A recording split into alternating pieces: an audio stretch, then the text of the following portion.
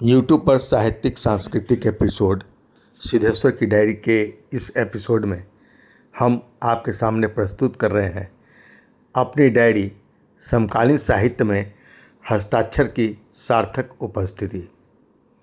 समकालीन हिंदी साहित्य के परिदृश्य में यदि किसी ई पत्रिका ने निरंतर अपनी गरिमामयी उपस्थिति दर्ज कराई है तो वह है कलम हस्ताक्षर, जो रुचि शर्मा वाजपेयी एवं निरुपमा सिन्हा वर्मा के कुशल, सजग और संवेदनशील संपादन में प्रकाशित इस लोकप्रिय मासिक पत्रिका का अप्रैल 2024 अंक विशेष रूप से उल्लेखनीय बन पड़ा है। इस अंक में अनेक रचनाकारों जैसे गजानन, सिद्धेश्वर, प्रभात कुमार धवन और दुर्गेश मोहन की सशक्त एवं प्रभावपूर्ण रचनाओं को स्थान प्राप्त हुआ है। यह न केवल पत्रिका की गुणवत्ता को समृद्ध करता है बल्कि किसी भी मंच आत्मा, साहित्यिक परिवेश की सृजनशील ऊर्जा और साहित्यिक प्रतिबद्धता को भी रेखांकित करता है। यह अत्यंत हर्ष का विषय है कि हस्ताक्षर जैसे प्रतिष्ठित मंच के द्वारा अन्य रचनाकारों के लिए भी खुले हैं।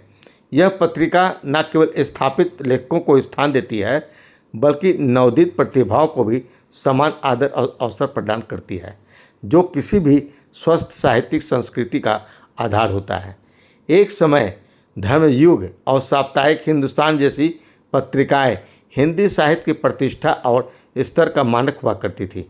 आज के समय में उस स्तर की सुसज्जित, निर्भीक, संतुलित और निष्पक्ष साहित्यिक पत्रिकाओं का अभाव स्पष्ट रूप से महसूस किया जाता है।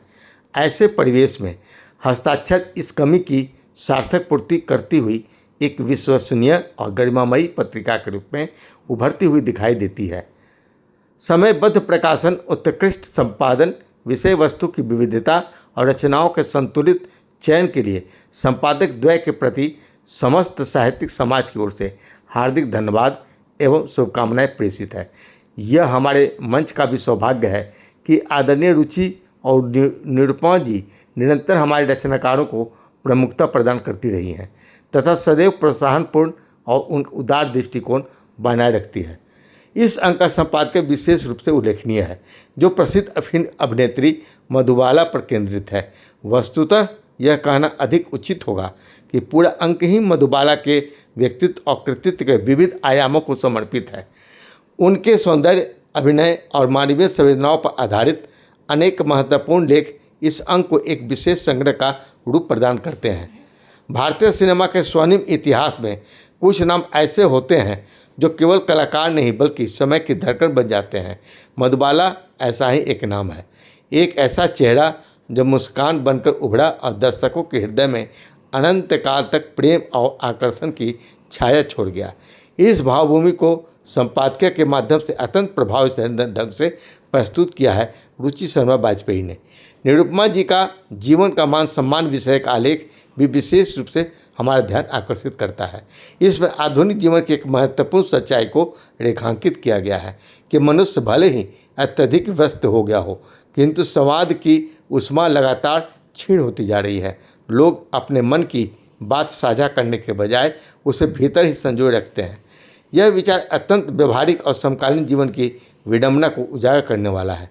इस संघ की विशेषता केवल मधुबाला केंद्रित सामग्री तक सीमित नहीं है बल्कि इसमें विविध विषयों पर आधारित आलेख, कहानियाँ, लघु कथाएँ और कविताएँ भी शामिल हैं, जो इसे एक बहुआयामी और समृद्ध संग्रह अंग बनाते हैं। जीत पांडे और डॉक्टर अशोक कुमार नेगी की रचनाएं अपनी विशिष्ट शैली और भावभूमि के कारण पाठकों को आकर्षित करती है। वहीं मिथिलेश आदित्य का मधुबाला पर आधारित आलेख विशेष रूप से प्रभावशाली है, जिसमें उन्हें भारतीय सिनेमा के नैसर्गिक सौंदर्य का पर्याय बताया गया है। पुष्पा लोहिया की कविता भी अपनी संवेदनात्मक गहराई के कारण पाठक के मन को छूती है। अंततः कहा जा सकता है कि कलम हस्ताक्षर का यह अंक केवल एक पत्रिका नहीं बल्कि समकालीन साहित्य, सिनेमा और मानवीय संवेदनाओं का एक जीवंत दस्तावेज बन पड़ा है। इसलिए कहना पड़ेगा कि हम कलम की रोशनी से ही उजाला हो रहा है देखो, कलम की रोशनी से ही उजाला हो रहा है देखो, अंधेरों में भी साहित्य का उजियारा हो रहा है देखो, जो शब्दों में सहेजे सच वही पहचान बनते हैं, हस्ताक्षर से जुड़कर सृजन सुनहरा हो रहा है। देखो। प्रस्तुति सिद्धेश्वर। धन्यवाद दोस्तों।